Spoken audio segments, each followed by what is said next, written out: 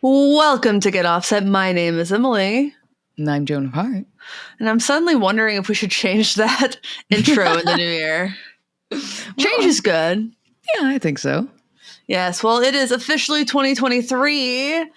This episode's going live on January 3rd, which means if all goes well, I have a gig on Friday at Sunset in Seattle. If you are available, there are a lot of cool people performing. The incomparable Kathy Moore is playing guitar with the second band. I'm playing bass with the headliner, Jerf. So come and see me, but don't buy me any drinks. Or approach after you get off stage. I mean, after I get off stage, but don't try to talk to me while I'm trying to work. Off stage is fair. Yeah. On stage, I'm doing not so much. Mama's working. Mama's working. Well, Guitar.com published a list of the 10 biggest guitar beefs of 2022, and I am ashamed to say I'm not a part of any of them. My New Year's I resolve to do guitar beef in 2023. I haven't even heard of some of these, but the first one is Paul Reed Smith versus Tonewood Skeptics. So I guess someone asked Paul if the wood to make a guitar doesn't matter. He just said, what a load of crap or something. But he was on the Dipped in Tone podcast with Zach Broyles from Mythos Pedals and Rhett Scholl. Oh. And he's like, of course, tone wood matters. On one hand, I think that the science is kind of there. Does it matter on an electric guitar as much as an acoustic guitar? The answer is probably not. No, we in 2022, we had this conversation with Hondo, like it's, it doesn't matter as much as it does with acoustic guitars, but this sparks beefs and debates always. Yeah, and I think that it's wrong to say the type of wood made in a guitar doesn't matter at all. It matters tremendously. It just might not matter in regards to tone as much as other elements of the guitar, namely the pickups and perhaps other parts of it. But of course. The wood seems to matter less. Also, when it cuts down to it, when you're producing a mix and you're putting effects and everything into it, the signal's going to change by the end of it anyway. Yeah.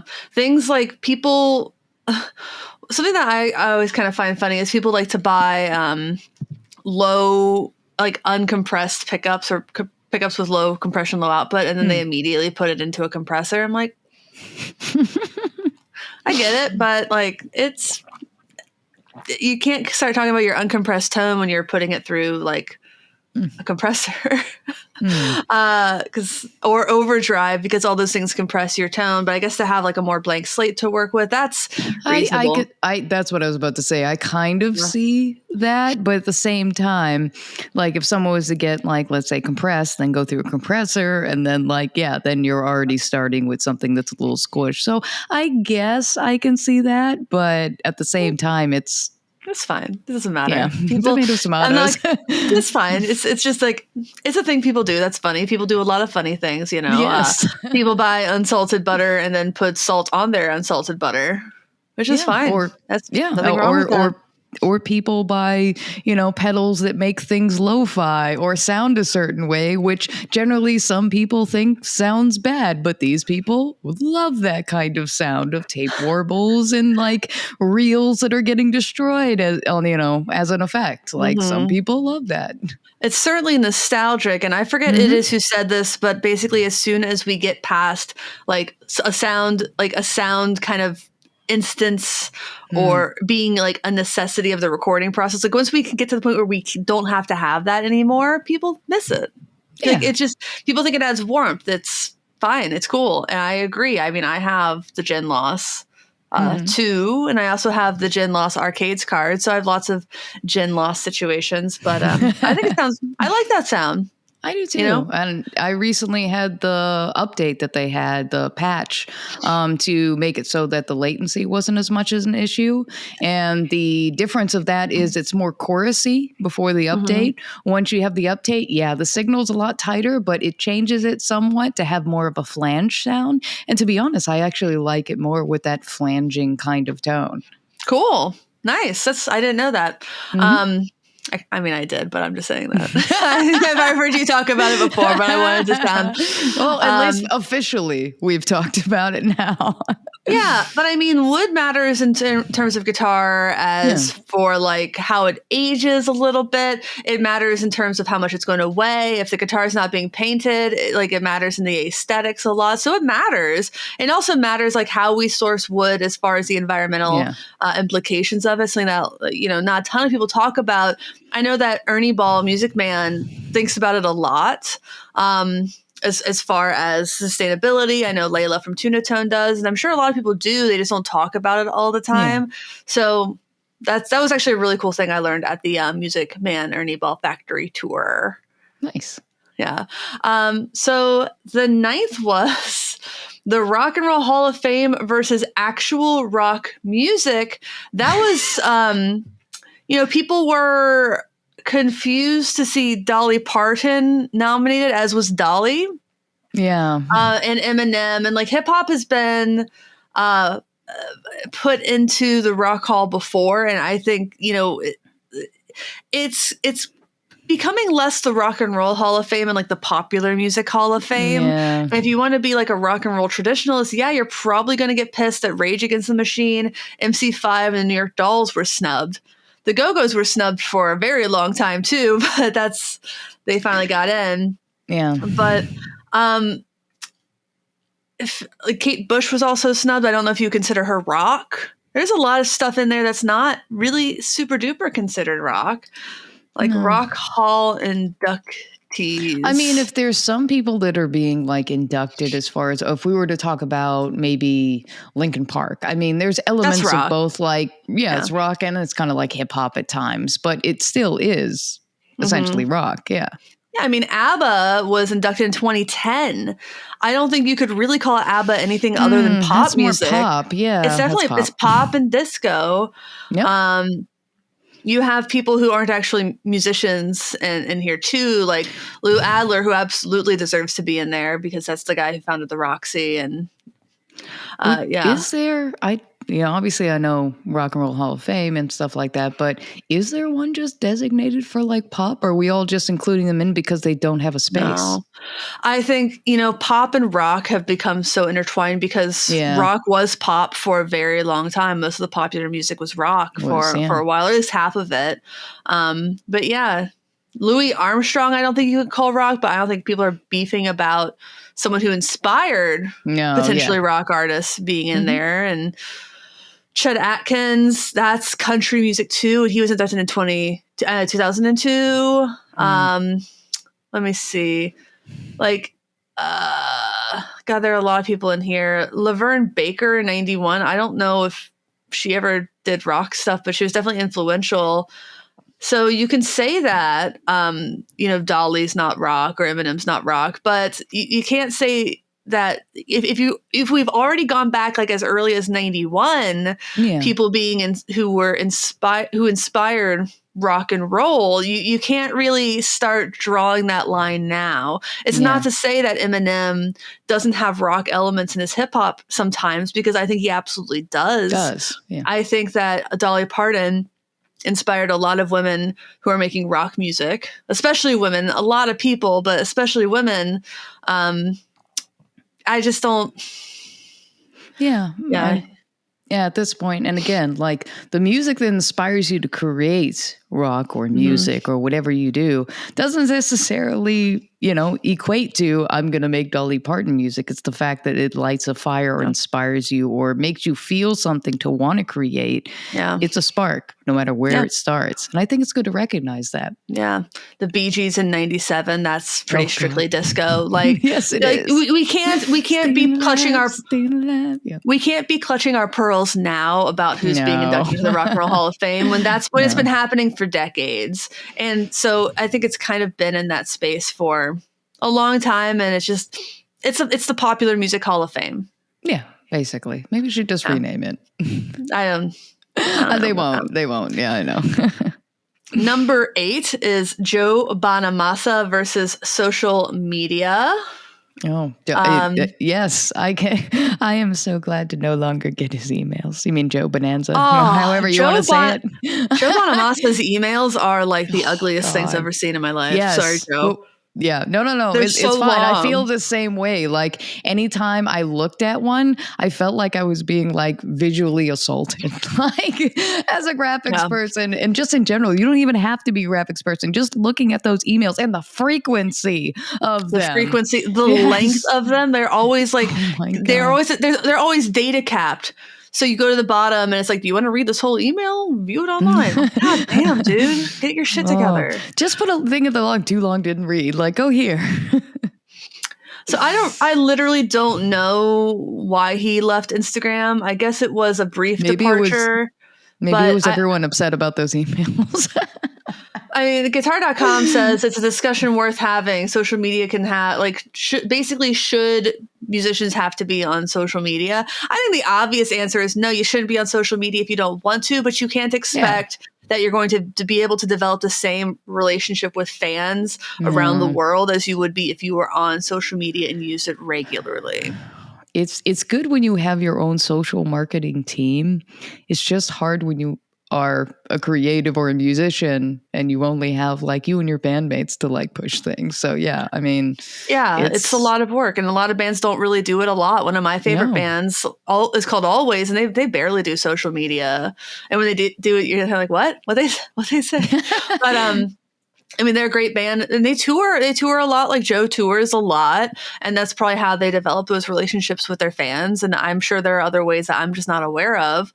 But then you look at someone else I admire and listen to a lot this year, Maren Morris, who's very active on social, does funny TikToks and shit. Mm-hmm. And you can really I like them both the same. Obviously, Maren's a lot more famous and is probably getting offload a lot of the other stuff that you have to do day by day. But I think maybe a better example is like Jason Isbell and Amanda Shires, who are both very active on social as well. And it's kind of part of their thing. But if you don't want to, you don't have to. But it's just kind of the world we live in. Mm-hmm. Yeah. I mean, even I find that I kind of have to have my hands in the social pond, and in many places I can't be in as many as like I was before just because, time in life. But yeah, I think in some aspect when you're small, it's very vital. As you get larger, you don't need to as much. Like a little effort goes a long way, or you have a social team. But yeah, that's really what it comes down to. I think it often comes down to help. I mean, the reason bands and musicians develop teams versus doing everything themselves is like, so let's say you want to be a songwriter, and your goal there is probably to get signed to a publishing house and get an advance, and the advance is supposed to pay for your expenses.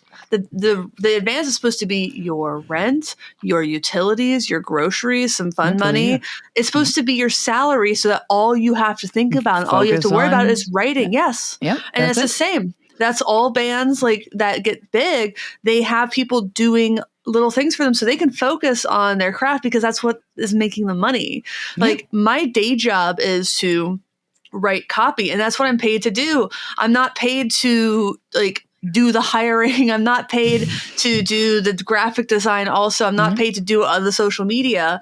My job is very specifically to strategize copy for pro instrument brands, write it, pro audio brands and consumer audio brands, write it, and manage writers. That's my job. If I had to do that on top of other things, a lot of other things, I just wouldn't do a very good job at it. And that's another reason that you see people like Ryan Burke, who can, in Demos in the Dark, who can do videos, multiple videos a day, a week, if not every day, is because that's their job. Yeah. So that's what they're paid to do. So that's what they get to focus on. I can do a couple videos a week on a good week if I'm really busting my ass. But other things are going to falter. Like maybe I'm not going to be able to cook dinner Maybe I'm not going to be able to exercise as much. Maybe I'm falling behind on TV shows because I totally there are these relate. other things. Yeah, Yeah, that's just being an adult.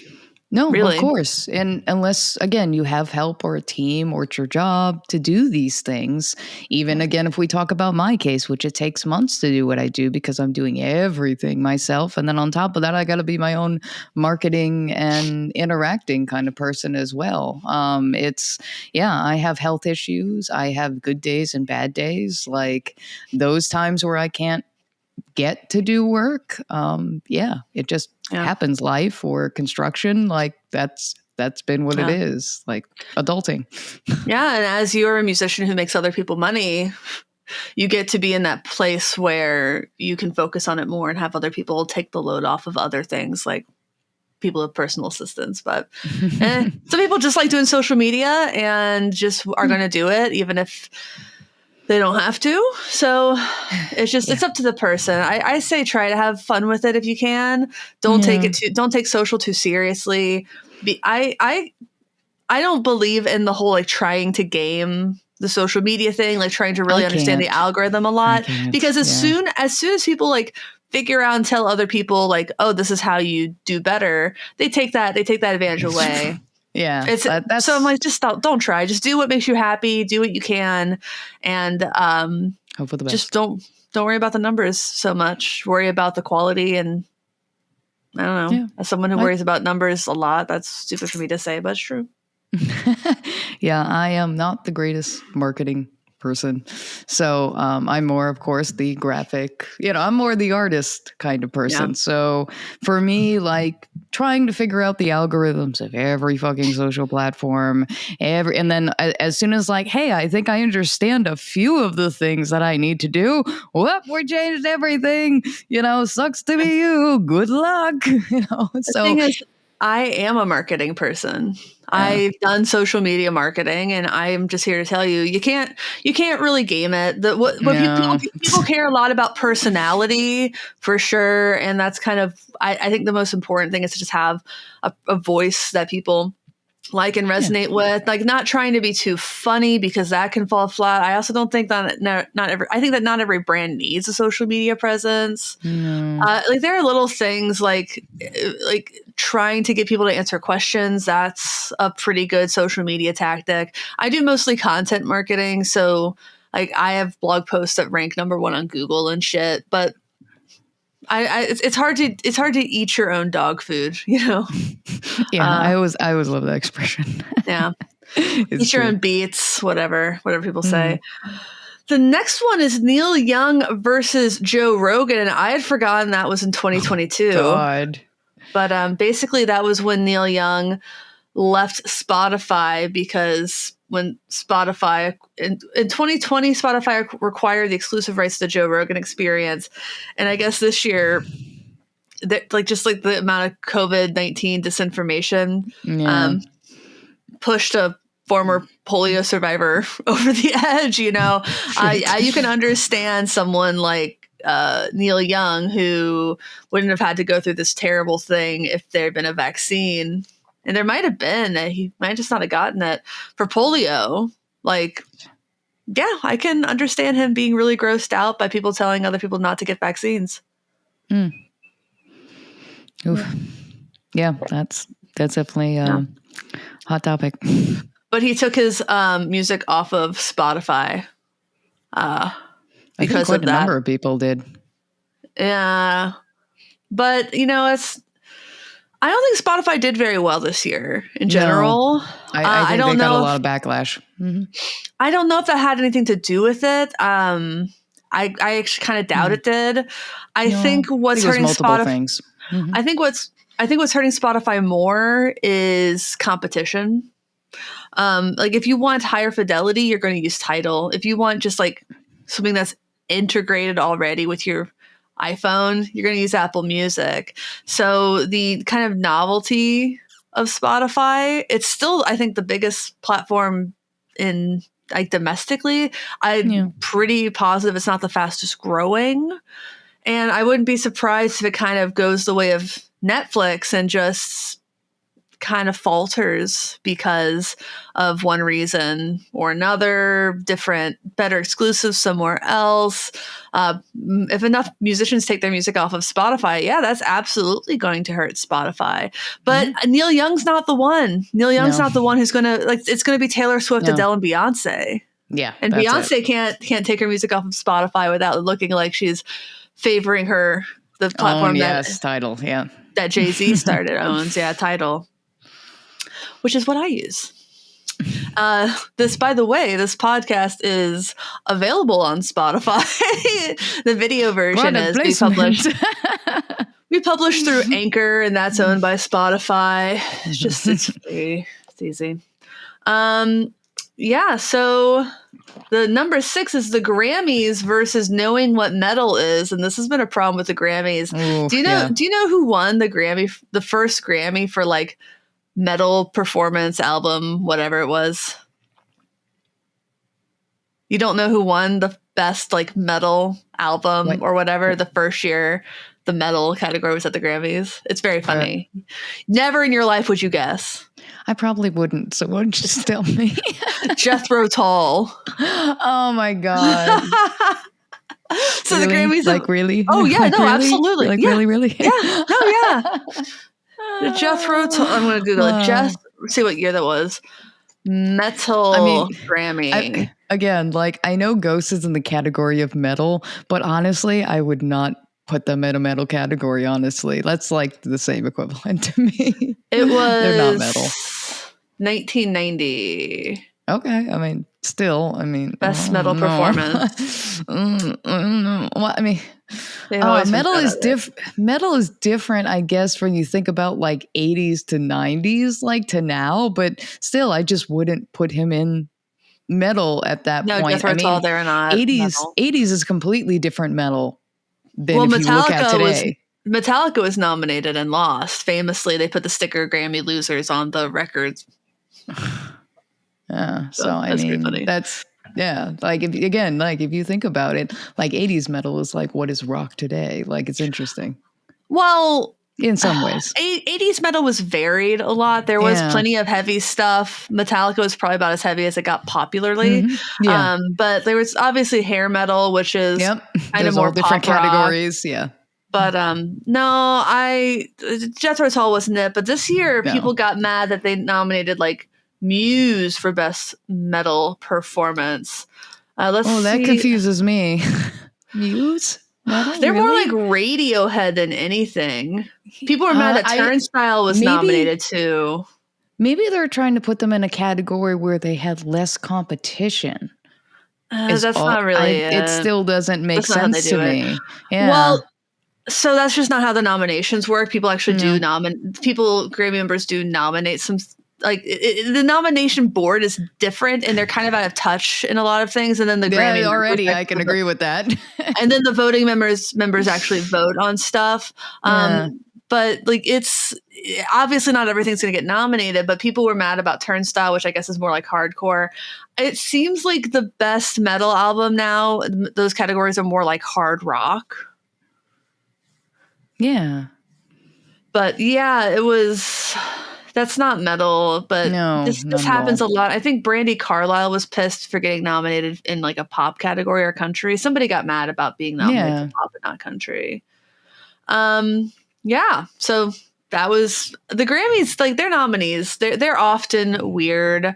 I remember, I think it was like the 2021 Grammys. Andrew was pissed about like the rock nominees, and I was like. They're just rock is a very vague term, but that Big Thief song was absolutely rock. Next, number 5 is Thomas Blug versus Black Star, and I guess Blue Guitars, Thomas Blug explicitly called Black Star's designers thieves in a YouTube live stream. He was adamant that I'm quoting guitar.com, by the way. Blue was adamant that in its designing its Ampeg 1, Blackstar had lifted the power supply design from Blue Guitar's Amp 1 in its entirety. He specifically pointed to a transformer seen in both products, claiming that the custom windings used in the Amp 1 were replicated exactly by Blackstar, but we only have Thomas's word for this. Oh, you really have to be careful when you're on live streams and just speaking your mind, because it's alleged he's apparently not interested in litigation, and Blackstar never responded. So yeah, he just it sounds like he didn't want it to get far. It just sounds like, someone's like, I see you. Yeah. Which just happens. I mean, you can look at like the JHS Debbie Ever thing, which I think we just talked about last week. And that's another example of where litigation never happened because you can't really litigate that. And I don't know if he even could have litigated this. But, that's the thing in circuit buildings. Like I don't think that the circuits are copyrightable or trademarkable. They're not marked. Let's call it marked. Yeah, I think that was a few builders an issue where a few of them had a discourse, and it was just like they weren't trademarked, so it was kind of the issue of they didn't really have a leg to stand on at certain points. That doesn't sound true. No, that doesn't sound right. Copyright exists for like creative works upon like making the thing. So you don't have to register a copyright. You don't really have to register a trademark. You should, but as long as you can prove that you were, like, for example, selling shirts with your logo on it before someone else did, then you don't have as many protections, but you can't just get hosed. If someone then applies for a trademark that you're actively using, that's when you need to jump on it. But that happens sometimes. Like when Lady Antebellum changed their name to Lady A, there's a Seattle singer who's been going by Lady A for a long time. Unfortunately, she didn't realize that Lady Antebellum had actually trademarked Lady A like 7 years earlier for like use on merch. So she kind of missed her window to challenge that trademark. And that being said, regional trademarks are a thing as well. I think she and the band came to some sort of agreement, but that was a big thing for a while. So, but that just goes to show that like you can contest these things. That's what Gibson did to satellite guitars. Like they let that trademark lapse, Gibson for the Coronet, and the Satellite took it over because it had lapsed, and even talked to them about it a little bit. And then Gibson decided they wanted that trademark back because they were going to start selling Coronets publicly. Gibson ultimately was able to say that, well, we actually were still making Coronets in the custom shop, so we never really stopped making them. And that ultimately, if that was true, would have made their case pretty airtight from what I've heard lawyers say about it. Now might be a good time to break and say, hey, we have a Patreon. You can support us at patreon.com/getoffset. Greetings to NJ, our newest Patreon supporter. Nate. Yes. You can support us for as little as $5. Well, as little as $1 a month, but the $5 level, you get access to our exclusive Discord server. Great people. You pretty much talk to us, more frequently directly. And we pretty much talk about life, talk about gear, food, drinks, everything you can think of. Selling gear. Selling gear too. Sell gear, buy gear. Sell, buy, get access to exclusive content, like me falling on my ass. Oh, you poor thing, yes. It's getting a lot better. It's obviously not broken. Yay. My mom got so mad when I told her I didn't see a doctor about it. I'm like, well, one, it's not that bad. Two, like I fell on the day of an ice storm. I couldn't go anywhere. The next day was Christmas Eve. The day after that was Christmas Day. Timing, And then then Christmas Day observed. And then Rick was back to work and I couldn't exactly drive myself to get imaging done, but whatever. What else do we have? We have merch at getoffsetpodcast.com/shop. Including a $50 shirt with my face looking real dumb on it. I priced it thusly because I didn't really want anyone to buy it. And now I'm like, but it's there for prosperity. It's there. Hat tip to Hondo Felder for the idea. Go follow Hondo. That was amazing.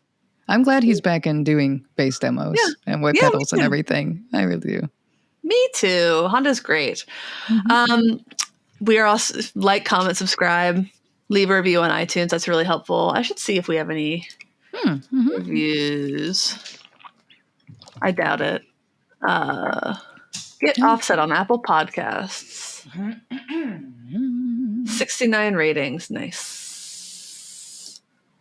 Yep. We had a couple in November, but that was it. Leave a review. It actually is really helpful, guys, if you do that. It is a great way for other people. It boosts us in the search rankings, which... Yeah, it's helpful. It helps other people find the channel. Mm-hmm. That kind of want to listen to these kind of conversations. Yeah, you do. Let's see. Yep, 4. Okay, so let's get back into this list. Next one's a doozy. It's Eric Clapton versus his legacy. Oh, no. Oh my God, Guitar.com. They're not wrong. Oh, no, not at all. You know, Eric, he's obviously very polarizing. There are people who love him and think he's a genius. There are people I know personally who have... If you listen to our episode with Steve Selvage and Tad from The Hold Steady before we did video podcasts, Steve tells a story about Eric Clapton being real cool. But he's just not been real cool lately, you know? And it's kind of funny when you see these little seeds pop up of somebody just being a shithead. And then it kind of comes back around. Because I don't think it started with Phoebe Bridgers, but I think she planted a little seed in some people's head that he kind of sucks. Just with her tweets, and she has a song lyric. And then there's always been, like, I think really tasteless jokes about his son dying. Yeah. Yeah, well, yeah, so, like, beyond all that, he has had, like, racist tirades on stage. The social media and the internet really do expose good and bad in people. And, you know, before we think about the internet, you know, it's pretty much word of mouth or whatever your reputation was, or people, what they saw of you, of course, in controlled media or in he said, she said kind of things. But now it's like you can see people, you know, at any point with their phones, or if they talk on a live stream or anything. And that sometimes that can really tarnish a reputation or really show the real side of someone's personality that otherwise usually is controlled, you know. Well, the racist rant was from 1976. Oh, okay. Yeah. So while this is again quoting Guitar.com, while Clapton later admitted regret over the incident, he also chalked up his views at the time to him being far from sober for most of the 70s. Yeah, dude. Wow. I don't know about you. I don't say racist shit when I'm drunk. No, I don't either. I have literally not. Under any influence, so I don't go into those kind of tirades either. I'm not even different. I'm not going to claim that I'm even like particularly nice when I've been drinking. So I'm not even going to pretend that like I'm a very good happy go lucky. No, I just like I've never use the N-word or like said anything like white nationalisty, because that's gonna kind of be, unless you're trying to like piss somebody off by saying like the most abhorrent thing you can think of saying, which is just a bad idea. No, being drunk doesn't suddenly make you racist. No, I mean, I don't think any form of, you know, drug or, you know, vice or whatever is any excuse to say, oh, yeah, I did that thing because of X. I was like, no, it's not the get out of jail free card you were looking for. No. I don't particularly think mental illness is either in most cases. In some, maybe. I don't know, though. I think you probably can't really control what you say very well if you got Tourette's, but hopefully you're not saying anything racist. I don't know though. That's the thing. Like, people will be like, "Oh, I was having an anxiety attack." Like, you see videos of people who are clearly like not doing well, like at the mall or whatever, and they're saying really racist shit, and they're like, "I was having a panic attack" or whatever. I'm like, I have those too. Again, never said anything racist. Yeah, I have it. I get anxiety and stuff like that in situations, and I don't say anything like that. I'm more self-hating when I'm having a panic attack than like projecting onto other people, but that's just me. So that's more what I'm talking about than like actual serious mental illness. I'm like, of course, your panic attacks are not an excuse for you to be shitty. Punch Waffle House employees or whatever. No, like that's not. No, I agree. Or throw chairs at them, or call the cops on a black guy delivering mail. Yeah. A little hard. This is again quoting guitar.com. A little harder to brush under the rug of time and cocaine, however, are his recent dalliances with the anti-vaccine conspiracy theories. So Clapton claimed that the vaccine triggered some like arthritis in his hands or something. I forget exactly what it was, but he blamed the vaccine on some physical problems that, for the record, he'd been complaining about for years before he got the vaccine. So the time just doesn't really match up. And maybe he is one of the very few people who had bad side effects with the vaccine. Every medication has side effects. Yeah. You know, that's just the truth. Of course. Yeah. I know some people that had some negative side effects muscular wise from that. But I mean, again, if they had pre-existing things, sometimes it's likely to exacerbate sometimes. But again, with any kind of thing that you put in your body, like there can be inherent side effects. You don't know how your body's going to react. Yeah. Yeah. And to be clear, I do think that the vaccine had some weird side effects. I know more than 5 women. I know more than 5 women who say it affected their periods. Like, okay, now the men are gone now. Right, the men have tuned out now. We're talking about these things. That it just made their cycles very weird in one way or another. Let's see. What did he say? My hands and feet were either frozen, numb, or burning. You've complained about that kind of stuff for a long time. So that just makes it kind of like, are you sure? Like, I don't know. It's like, he also has claimed that, quote, mass formation psychosis was to blame for the UK's high rate of vaccination, which is the same theory that made Neil Young pull his music off of Spotify. And then he had that really truly bad song, This Has Got to Stop, or something like that. Oof. Yeah, sometimes I think when celebrities or musicians, sometimes the whole negative press is still press. Or to try to be relevant or things like that. Again, I am just Van Morrison's whole thing. Yeah, so I'm just speculating or making assumptions here. But yeah, maybe it's more or less of, well, negative attention gets press these days, and I still want to be in everyone's, thoughts or people talking about me, and that may kick up my music or may not. But that may be another way in which he is staying in the public eye, like the way that Gene Simmons would just say things periodically that people would get, raged about, and then, he'd disappear for a bit. Then he'd say something again. I actually think Gene Simmons is a dickhead, but... Oh, he is. Yeah. That's what I'm saying, though. It's the negative attention. I think he means every nasty thing he says. But. Yeah, but it seems to be his way of also, look at me. But when it gets to political, that's when you get into are you grifting? Because that if you go on, say you're anti-vax, there's this huge contingency of people who are going to support that because it's part of what they're feeling and thinking politically right now. And they love seeing someone that they thought was like a liberal turned conservative. Not that obviously Eric Clapton's never been liberal.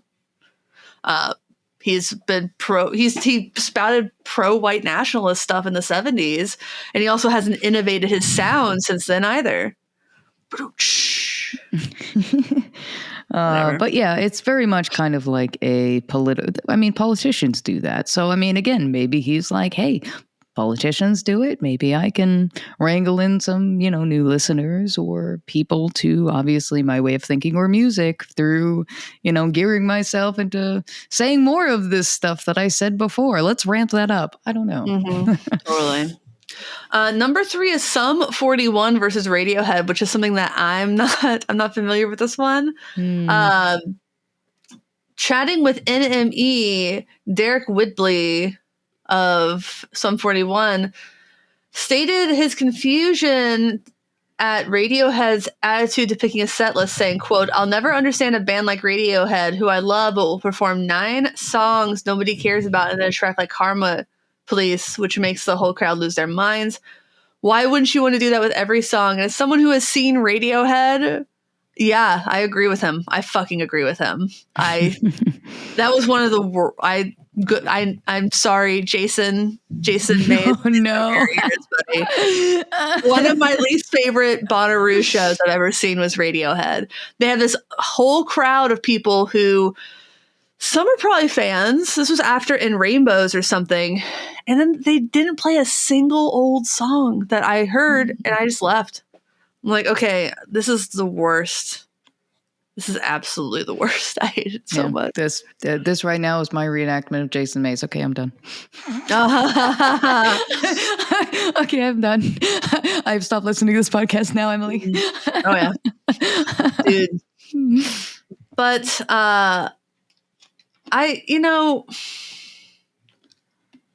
okay, here's the next quote. "Imagine you're in Radiohead and every night pick up a guitar and play Creep, your overplayed hit, with a single chord progression that you have publicly admitted to hating, as have most of your dedicated fans." Okay. But, like, there's other songs that people know other than Creep. You're a performer. You're an entertainer. Entertain people. I don't like Radiohead. No band gets me to change the station faster than Radiohead, and I also think their best song is Creep. Yeah, I mean, I'm okay with Radiohead. I guess the times that I've listened, I'm not really a listener of Radiohead historically, but Creep is my most hated song ever in life. I don't like Creep at all. Take Hamster Dance over Creep. I hate Creep a lot. I would have to think about like what my least favorite song period is. There are probably a lot that I really can't stand. Redneck Woman is up there with my least favorite songs of all time. I do not like that song at all. No, I know. And people love that song. It's fine. I don't literally go, Creep is playing, and then I start, going on the tirade in front of people how much I hate it. I keep it to myself. I just am having an unpleasant experience on the inside while I'm hearing it. I just changed the station. Yeah. Yeah. Well, if you're a public place, I can't control that. I can leave. Next up is Joan Jett versus Ted Nugent. Team Joan. Damn. I don't even need to know. I don't even know. I don't even know what it's about. Why did, again, just so you all know, quoting guitar.com a lot. Yeah. Why did Ted Nugent randomly decide to blast a decade-old best guitarist list from Rolling Stone? Fantastic question. Why did he single out Joan Jett's inclusion, saying you had to be, quote, shit for brains and be a, quote, soulless prick to put her on there? Why did he also make a barely comprehensible yet somehow still offensive comment about her sexuality? As with most inflammatory things, the Nuge says the answer is somewhere between to stir up controversy and fuck knows. That's really it. Look at me. I'm saying some fucked up shit. Like, that's it. Joan's response, though. It's what I've dealt with my whole life, being written off, she said to NME. Ted Nugent has to live with being Ted Nugent. He has to be in that body, so that's punishment enough. He's not a tough guy. He plays a tough guy, but he's the guy who shit his pants literally so he didn't have to join the army. Yeah. Listen, you don't fuck with a mean old lesbian from a punk band. What's wrong with you? No, of all the fights in the world you could pick. I have seen her live, and I have seen her attitude and behavior, even like went on stage with her bandmates, I wouldn't fuck with her either. She has been in two enormously, I'd say three, part of three enormously influential projects. The Runaways, her own stuff, and then she was in the Gits. I think she was in the Gits. Am I making that up? The Gits, Joan Jett. Why did I say Joan Gitt? Mia Zapata. Jesus fuck.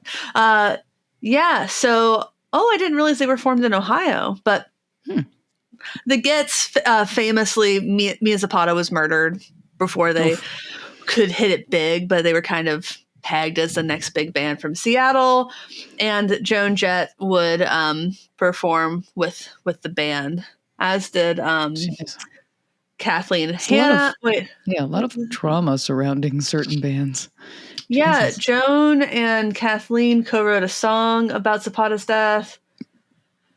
I really thought that she would perform with them sometimes, but I might be thinking of that's the woman with red hair. Nico Case Manager. What? I don't know. Why can I not think of this woman's name? The Gits. Nobody cares. Rachel Flotard. Okay. Flotard. I've never heard her name said out loud. But yeah, don't be being so like Joan. No. So Joan Jett. I might get some flack for this, but I just think in terms of numbers, Joan Jett's a more influential guitarist than Ted Nugent. This guy had a hit song. Cat's Rat Fever. There's other ones, but still, he really hasn't had a hit in maybe 4 decades. Yeah, since maybe the 70s, 80s, if you're being generous. He's more known for that picture of him being naked while playing guitar, wearing just very little on stage, playing guitar and shooting flaming arrows and getting arrested by the Cincinnati police than his music. I can say more things when I can say more things like that about you than name songs that people might know or even placements for those songs. Then come on, Joan Jett's covers of I Love Rock and Roll and Crimson and Clover are more popular than the original version. And then Bad Reputation, that was the theme song to Freaks and Geeks, so people have heard it a lot. And how low she'd wear her guitar. And just being in the Runaways, the first successful all-girl punk band. Come on. History. Yeah, I wouldn't fuck with Joan Jett. Nope. According to a number of sources, Nugent didn't just quote shit his pants ahead of his draft board physical. His trousers were also caked in urine as well. Well, 2 for 1 special. You don't get to be a draft doctor and then be big support the troops guy. No, you don't. Okay. I don't know. Yeah. So I don't know this first one. Number 1, Boaz Elkayam, Elkayam versus The People. This was the Boaz 1, a Kickstarter guitar with an intriguing USP, entirely plastic and entirely modular. It would let you swap out the body and electronics in seconds. Oh, yeah. I think I don't remember this by name, but I remember seeing ads and things for that. The Kickstarter concluded in 2019. Yes. COVID stopped the production. I remember seeing stuff about it. Yeah. Those who backed the guitar on Kickstarter were encouraged to purchase another guitar, one made from the unfinished molds before the final production guitar started to roll out to backers. I am going to just beg people, stop investing in technology Kickstarters. Stop it. If you want to support something there are things that Kickstarter is good for. I was on a brief Kickstarter thing and I donated some tech ones. I'm that product seems cool. They were all delayed. They all sucked. Always delayed. Yep. I the good Kickstarters are creative projects, movies and stuff like that. Yeah. Things that you want to support because they mean something to you and if you don't ever care about getting a return. Kickstarter is not a store. You won't get your money back if you get scammed by somebody like Gear Supply Company who mismanages their money. Story, yeah. You're not going to get your money back if the person running the Kickstarter, like the Debbie Ever thing, just isn't good at managing money and admits to not being good at it. If it's tech that's unproven, it's a bad idea. I've lost like a couple $100 doing Kickstarters, and I was like, no more of this. I tried to get an e-bike. I was like, oh, it's just an attachment that you can put on your normal bike. It was delayed a year. Finally, I'm like, give me my money back. Fuck. Yeah, I invested in something for Kickstarter, or it was Indiegogo. I can't remember which one, but like either, they're both bad. Yeah, like I invested in that, and like literally, it took years to finally get whatever the product that they were engineering. And then even when it arrived, it was like, okay, this isn't really as efficient as was advertised. So, yeah, I'm not going to do anything like this again. I have learned my lesson just the first time. Fool me once. Like, that's all you need. Yeah, I mean, when I was in my early to mid 20s, I made some questionable financial choices for sure. Of course. Investing in anything on Indiegogo was definitely one of them. Because if an Indiegogo fails, I still get to keep the money. So, something to consider. That is the end of the list, but let me see what else. Obviously, there's something in 2020 that happened. The issue, however, this was news to okay, so people were inspired to purchase another guitar. The funds raised from those extra guitars, named the Plague guitars, would be used to help the backer guitars be made, which just sounds like a scam. This was, however, news to Bose Elkiam, the project's namesake and lead. He claims he only found out that backers were buying extra guitars this year, and he had no idea where the money for the extra guitars had gone. What?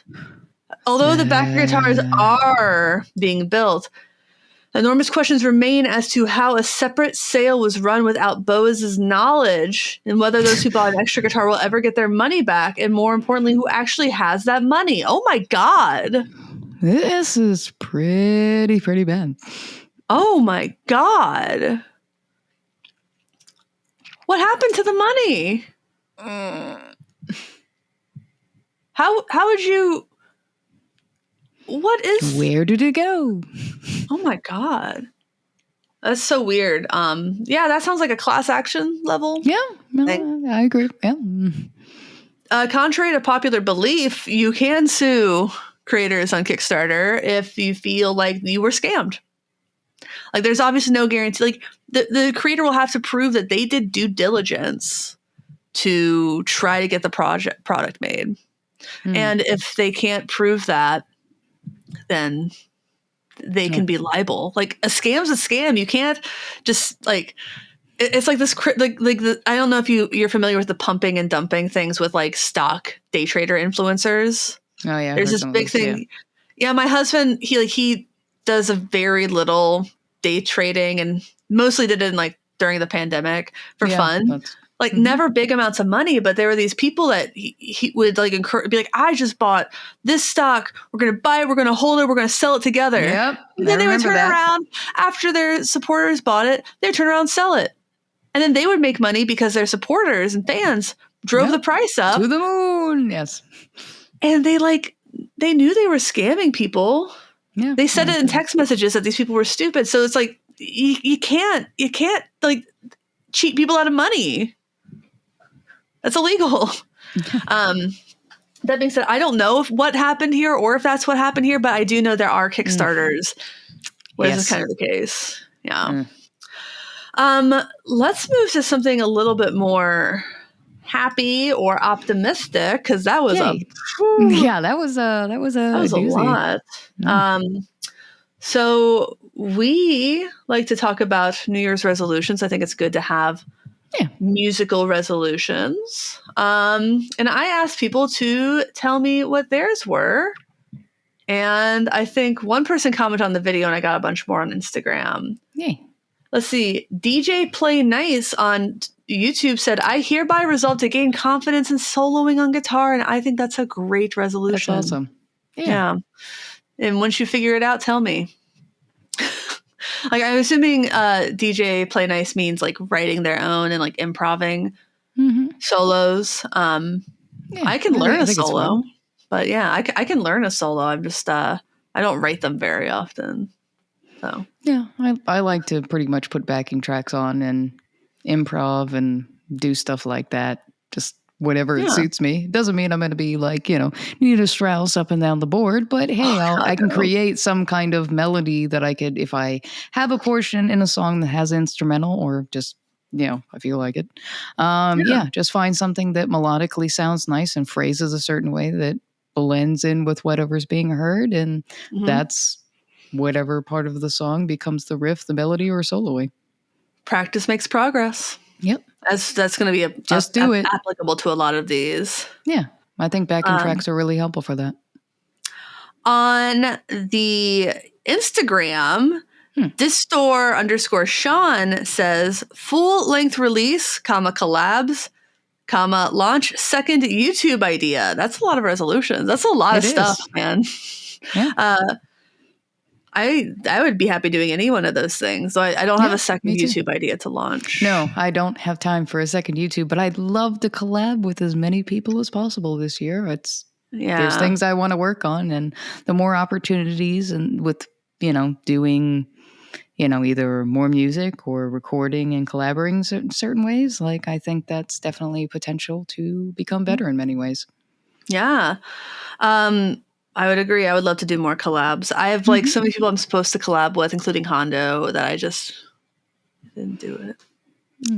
Well, we'll see how the next year is. I mean, I'm not even particular with guitar work. It's like my voice, like really anything. It's just a way to collab. Honestly, I was just so tapped a lot of this year in terms of like other stuff I had to work on. Everything, yep. So I just really overestimated my availability in a lot of ways. Kate Skorsky says, improving with fingerstyle, always a good resolution to move away from using a pick and experiment with other ways of playing guitar. The other year I got into hybrid picking, and I am very glad I did. I feel like I don't use it all the time, but I feel like it's ultimately an easier and better way to play a lot of things. Yeah. Right. Anna Alexandra Rogue, I'm sorry if I'm saying any of these names wrong, says, write an EP, go it alone after being in a band for almost a decade, #scared and excited. I think EP is like I think doing an EP in Asia really good one. Good goal. Yeah, writing stuff yourself without any influence of other people and seeing what you yourself can create as a musician, I think is a good thing to explore. That also can help you discover the music or, things that you want to do when or if you ever want to be in a band again. Totally. Refugee Son says, practice more, buy less, get out. I think we should all resolve to practice more and I agree. Buy less, but you can also reward yourself with practice by buying something nice. It's a good reward. I don't know who said this. The singer in my band, Jenna. Make an album or two, Jenna, or two. I'm not making a double album. I don't believe in them. No, you don't want a double fold out kind of. You can have a gatefold without having two discs, man. Yeah. I just don't think there are a lot of great double records. I think the list is very small. I think that's just how I feel. Yeah. Unless they're like EP sized albums, and then maybe. No, making an album. We've been writing. We got some good stuff. So I hope that there's a new Sunday Crush record in 2023. Michael O'Burns says, study the guitar players that inspire me and learn more about the players that they love. I think this is a great practice. Yeah. Understanding why and how other guitarists that you like are making the things that you like, and then, being able to then put that into your own playing. And the farther back you go, the more knowledge you have about all music, and I think that's great. It's great. Yeah. Yeah. Holofro. What's that? Why does that name sound so familiar? Holly. Patreon supporter Holly says, use my Squire baritone in a new music project. Yes. Yay. Baritone guitars are awesome. Yes. I love them. I gig with them sometimes. Yeah, I eventually want to find a baritone I like. Someday. I had the Eastwood for a long time and traded that for the Squire Cabernita baritone, which I liked more. I just think baritone, I forget who said this, but baritone is great for when you feel like you don't want a guitar in a part, but you just secretly just wanted a baritone guitar. Yeah, that happens a lot. Like when someone says, this is someone who writes scores, I think, said, oh, people tell me they don't want guitar. I just use a baritone guitar instead, and they always love it. Yeah, I think my only hindrance so far is I haven't seen any in the right color. I mean, you can always refinish. I know I could. Just extra work. It is a little bit of extra work. It is. And Mr. Brian J says, start writing, playing with people again. Gotta put this gear to use. Absolutely. It's important to play with people. I just don't trust musicians who never play with other people. If you don't have a reason. I just think that it makes you a better player playing with other people. Being able to communicate with other musicians on stage is something that takes practice. Oh, yeah. Having whole conversations with your eyes at your drummer and your bassist simultaneously is really key to being a tight performer. And you just learn. Yeah, you just learn more from playing with other people. It challenges you. It stretches what you're capable of. And it makes you compromise as well. All important things in becoming a better musician that's like beyond a basic hobbyist. I think it's a great idea. No, I do too. Well, do you have any resolutions this year? Well, I'll kind of be careful with these kind of resolutions because typically I don't make resolutions because I feel like when you say them, you get that gratification of saying it and therefore then don't pursue them. So, I mean, I have things that I would like to do in 2023. I would like more opportunities to collab and work with people. I've already talked with a few people about potential things to do. I'd like to do more things apart from my channel where it's just me exploring effects pedals through vocals as kind of like a social media kind of experiment and seeing where that goes.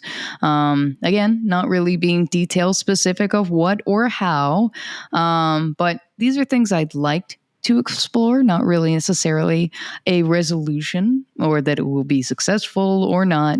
I just think I want to explore these more and hopefully I get to, and I am hopeful that this year will be a good year for all of us. Yeah, those are good goals. I mean, resolutions are really just goals, said a different way. Yeah. Yeah. I mean, I'm not great about my resolutions. Normally my resolution is to consume less and create more. And that was when I wanted to listen to more music. For sure. Yeah, that's good. I should listen to more music. My most listened to songs were just my workout playlist, which, you know, at least I worked out a lot this year. I'm sure everybody can tell. I would like to get to 15,000 subscribers on YouTube. That'd be great. This year, I'm very close to 10,000. That's a numbers goal I have, so it's easy to measure. I think that makes it a SMART goal. So that's one that I have that's tangible. I would like to write and record a new Sunday Crush record this year. I'd also just, like to continue improving my videos Me too. And in whatever ways I can, make them perform a little bit better, make people connect with them more. So that's kind of the bulk of what I want to do musically this year. I'd love to get more familiar and comfortable with using the B-bender. I'd love to play the pedal steel, which is sitting over there, but I have to be realistic with my expectations for myself in what I'm able to do. And sometimes, like, I think I would love to be able to play the piano or keyboard really well, but with the amount of time that I have in a day, I think it's smarter for me to focus on my key craft. So I also want to gig more this year than I did last year. I really just gigged with Jerf, and I had a couple one-off shows, but I would like to just do a couple gigs a month. I enjoy it more than most things. And yeah, my first resolution is to get better. Yes. I hope for that too. Yeah. Well, we've been going for about an hour 5. Is there anything else you want to mention before we wrap it up? No, obviously, in the coming year, I hope to obviously have more opportunities to connect and interact with anybody or any one of our listeners. That's really great. And thank you for supporting us this past year. And of course, I came in kind of mid-year, so I appreciate obviously the good response, obviously, that has generated from people telling me directly. I appreciate that.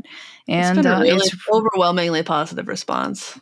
Yeah. And again, I've really enjoyed this kind of casual conversations that you and I have had over these past 6 months over, any of the conversations we've had before. And I've really enjoyed having these talks with you and things that we share and like, even apart from that in our lives. So I've also started to listen more to Always. So I definitely see some of the influences, and I do like them. They're very much, to me, I can hear influence of like dream pop and also some shoegaze in there. So I'm just like, and the way she mixed her vocals in listening to it, so thank you for telling me. I very much was listening, and that's, I guess, another one of the goals for this year is I really want to solidify how I want my vocals to sound. I love the way dream pop vocals sound, very ethereal and very much in other ways, like sometimes shoegaze, but I want it to be present enough that you know what the fuck I'm saying. Whereas a lot of times there's so much reverb and there's so much like in that mix while it's being ethereal that things are just lost in the mix. So I kind of want to nail down that. And I guess that's part of the experience of like doing vocals and effects more. But yeah, it's through these kind of sharing music or ways in which I'm like, oh shit, like that's actually something I'd like to nail. Those vocals are very much in the vein of what I'd like to get.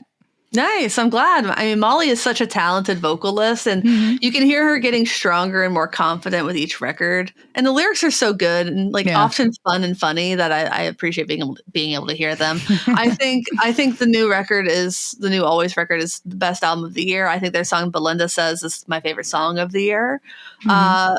Gotta love a song about an unplanned pregnancy. Fantastic. But I'm really glad that it's connecting with you. Check out the band Always if you haven't. Their new album was, I think, the best of 2023, and I can't stop listening to it. It is the one thing that's not. Actually, I did add it to my workout playlist. That's just why. But that's all I've got. Thank you to everyone watching. Probably still a few seconds to get a super chat in if you really want to. Otherwise, I think you can get thanks at the bottom. We really appreciate it. Use the affiliate links in the video description / show notes. That's a great way to help us as well. It always makes me smile when somebody uses one of those. And I do want to just say thank you to Sweetwater for being such a big supporter of the channel this year. It has just been astounding how much they've supported. Yeah, and I also appreciate the opportunity as well, to thank them, of course, for, Totally. Cool. Well, that's all I've got to everybody out there. Thanks for watching / listening. Thanks for understanding, and have a good year. Until next time, my name is Emily. I'm Joan of Heart. Goodbye. Bye-bye.